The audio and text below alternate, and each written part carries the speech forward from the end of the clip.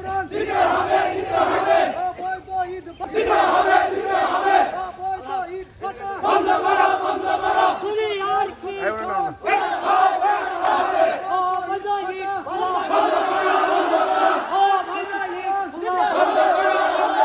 কৃষকের দাবি মানতে হবে কৃষকের দাবি মানতে হবে জলের ক্ষতিপূরণ দিতে হবে ক্ষতিপূরণ দিতে হবে অবৈধ ইট খোলা বন্ধ করো সরকার করে দিয়েছে। আজ পর্যন্ত আমরা 15 দিন বিগত হলো, এর মাঝে আমরা অনেকবার মিছিল করেছি, আমরা প্রিয় মহোদয়ের সাথে আলাপ করেছি, তার কোনো সুমীমাংসা আমরা পেই নেই।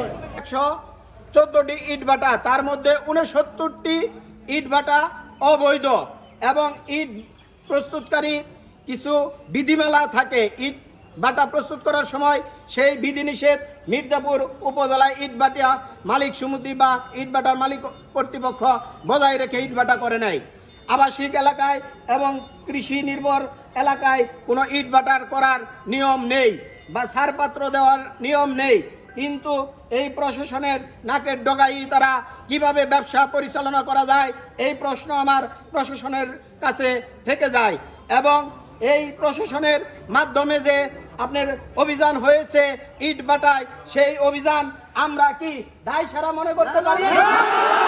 সেই অভিযান দায় সারা প্রমাণিত হয়েছে। আর আপনারা যে ক্ষতিপূরণ দিতে চাচ্ছেন, আপনি নিজে গেছেন না, কৃষকদের দিবে।